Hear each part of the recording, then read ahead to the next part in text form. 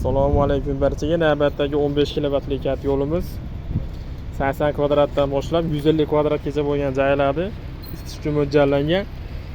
Kat yo'limizga shu yerga 20 kilo zapravka qilinadi. 8 soatdan 12 soatgacha bo'lgan vaqt davomida yonadi. Bir sutkada 40 kilogramm atrofida ko'mir rasxod qiladi. 2 marta zapravka qilinadi.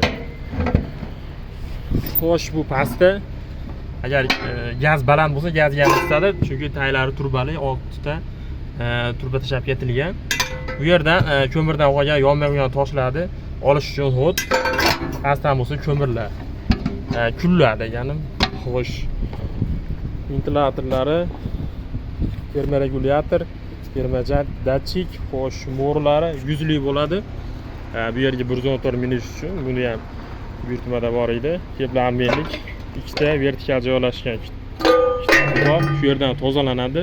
Bu yerdan qolgan quruqlarni bo'lsa, bu tarafda o'tashab ketilgan, shu yerdan tozalanadi. Shunda kimgadir kerak bo'lsa aloqaga chiqiladi. Pastda nomerlar qoldirilgan. Hammaga rahmat.